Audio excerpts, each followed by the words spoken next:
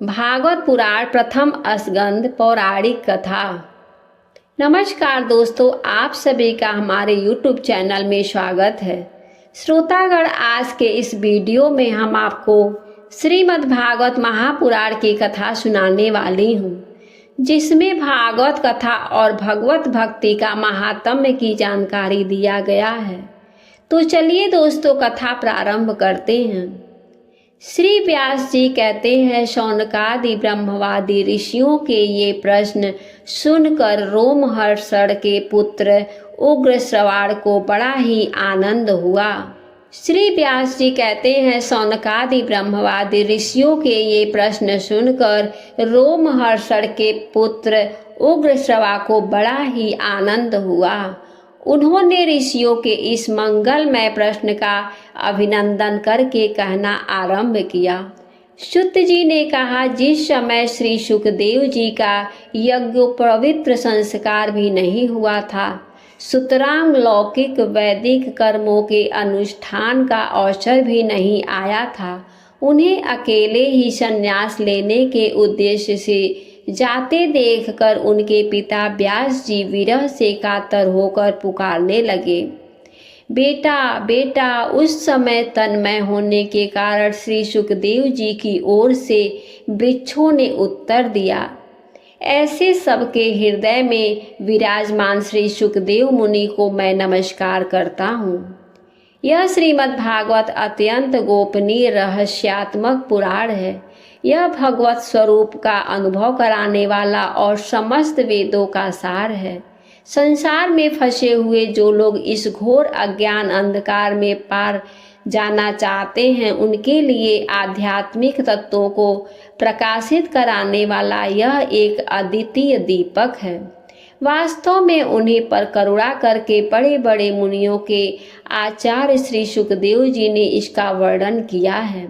मैं उनकी शरण ग्रहण करती हूँ। मनुष्यों में सर्वश्रेष्ठ भगवान के अवतार नर नारायण ऋषियों को, सरस्वती देवी को और श्री व्यास देव जी को नमस्कार करके तब संसार और अंतःकरण के समस्त विकारों पर विजय प्राप्त कराने वाले इस श्रीमद् भागवत महापुराण का पाठ करना चाहिए। ऋषियों, आपने संपूर्ण विश्व के कल्याण के लिए यह बहुत ही सुंदर प्रश्न किया है, क्योंकि यह प्रश्न श्री कृष्ण के संबंध में है और इससे भली भांति आत्मशुद्धि हो जाता है। मनुष्यों के लिए सर्वश्रेष्ठ धर्म वही है जिससे भगवान श्री कृष्ण में भक्ति हो। भक्ति भी ऐसी हो जिसमें किसी प्रकार की कामना न हो और जो नित्य निरंतर बनी रहे। ऐसी भक्ति से हृदय आनंद स्वरूप परमात्मा की उपलब्धि करके कृत्य कृत्य हो जाता है। भगवान श्री कृष्ण में भक्ति होते ही, अनन्य प्रेम से उनमें चित्त जोड़ते ही निष्काम ज्ञान और वैराग्य का आविर्भाव हो जाता है। धर्म का ठीक ठीक अनुष्ठान करने पर भी यदि मनुष्य के हृदय में भगवान की लीला कथाओं के प्रति अनुराग का उदय न हो तो वह निराश्रम ही श्रम है। धर्म का फल है मोक्ष। उसकी सार्थकता अर्थ प्राप्ति में नहीं है। अर्थ केवल धर्म के लिए है। भोग विलास उसका फल नहीं माना गया है। भोग विलास का फल इंद्रियों को तृप्त करना नहीं है। उसका प्रयोजन है केवल जीवन निर्वाह। जीवन का फल भी तत्व जिज्ञासा है। बहुत कर्म करने स्वर्ग आदि प्राप्त करना उसका फल नहीं है। तत्ववेत्ता लोग ज्ञाता और ज्ञेय के भेद से रहित अखंड अद्वितीय सच्चिदानंद स्वरूप ज्ञान को ही तत्व कहते हैं। उसी को कोई ब्रह्म, कोई परमात्मा, कोई भगवान के नाम से पुकारते हैं। श्रद्धालु मुनिजन भागवत श्रवण से प्राप्त ज्ञान वैराग्य युक्त भक्ति से अपने हृदय में उस परम तत्व का रूप परमात्मा का अनुभव करते हैं। शौनकादि ऋषियों, यही कारण है कि अपने अपने वर्ण तथा आश्रम के अनुसार मनुष्य जो धर्म का अनुष्ठान करते हैं उसकी पूर्ण सिद्धि इसी में है। कि भगवान प्रसन्न हो। इसलिए एकाग्र मन से भगवत वत्सल भगवान का ही नित्य निरंतर श्रवण, कीर्तन, ध्यान और आराधना करना चाहिए। कर्मों की गांठ बड़ी कड़ी है। विचारवान पुरुष भगवान के चिंतन की तलवार से उस गांठ को काट डालते हैं। तब भला ऐसा कौन मनुष्य होगा जो भगवान की लीला कथा में प्रेम न करे। शौनकादि ऋषियों पवित्र तीर्थों का सेवन करने से महत्सेवा, तदंतर श्रवण की इच्छा, फिर श्रद्धा, तत्पश्चात भगवान कथा में रुचि होती है। भगवान श्री कृष्ण के यश का श्रवण और कीर्तन दोनों पवित्र करने वाला है। वे अपनी कथा सुनने वालों के अशुभ हृदय में आकर स्थित हो जाते हैं और उनकी वासनाओं को नष्ट कर देते हैं, क्योंकि वे संतों के नित्य सुहृदय हैं। जब श्रीमद् भागवत अथवा भगवत भक्ति के निरंतर सेवन से अशुभ वासनाएं नष्ट हो जाती है, तब पवित्र कीर्ति भगवान श्री कृष्ण के प्रति अस्थायी प्रेम की प्राप्ति होती है। तब रजोगुण और तमोगुण के भाव, काम और लोभादि शांत हो जाते हैं और चित्त इनसे रहित होकर सतोगुण में स्थित एवं निर्मल हो जाता है। इस प्रकार भगवान की प्रेममयी भक्ति से जब संसार की समस्त आसक्तियां मिट जाती हैं, हृदय आनंद से भर जाता है, तब भगवान के तत्व का अनुभव अपने आप हो जाता है। हृदय में आत्मस्वरूप भगवान का साक्षात्कार होते ही हृदय की ग्रंथि टूट जाती है, सारे संदेह मिट जाते हैं और कर्म बंधन छिड़ हो जाता है। इसी से बुद्धिमान लोग नित्य निरंतर बड़े आनंद से भगवान श्री कृष्ण के प्रति प्रेम भक्ति करते हैं, जिससे आत्म प्रसाद की प्राप्ति होती है। प्रकृति के 3 गुण हैं, सतोगुण, रजोगुण और तमोगुण। इन्हीं को स्वीकार करके इस संसार की स्थिति, उत्पत्ति और प्रलय के लिए एक अद्वितीय परमात्मा ही विष्णु, ब्रह्मा और रुद्र, ये 3 नाम ग्रहण करते हैं। फिर भी मनुष्यों का परम कल्याण तो सतोगुण स्वीकार कराने वाले श्री हरि से ही होता है।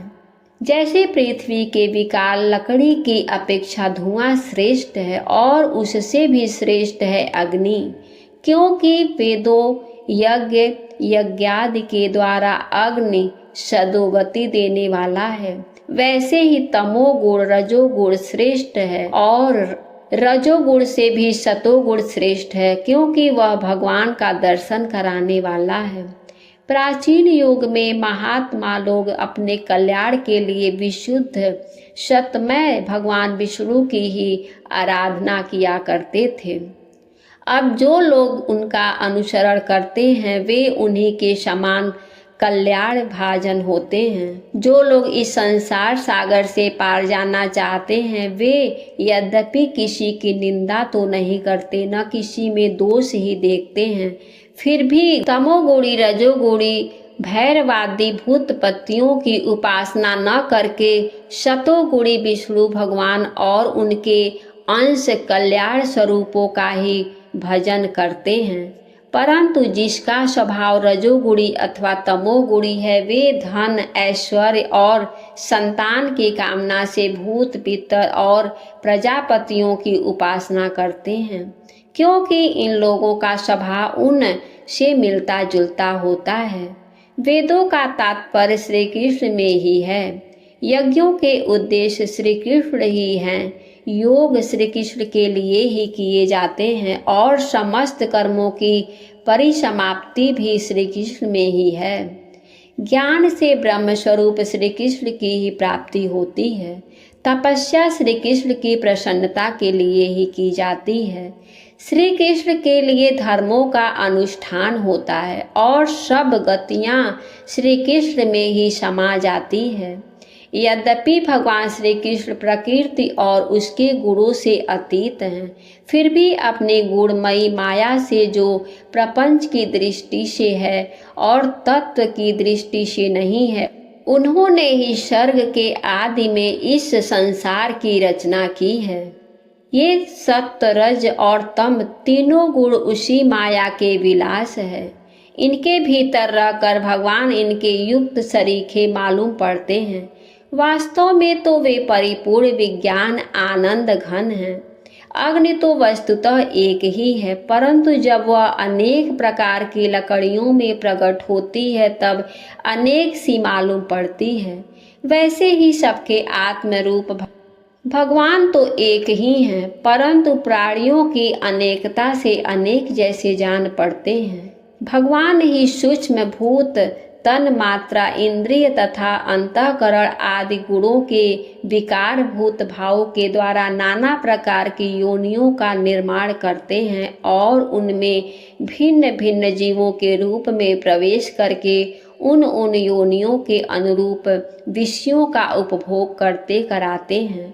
वे ही संपूर्ण लोकों की रचना करते हैं और देवता पशु पक्षी मनुष्य आदि योनियों में लीला अवतार ग्रहण करके सतोगुण के द्वारा जीवों का पालन पोषण करते हैं।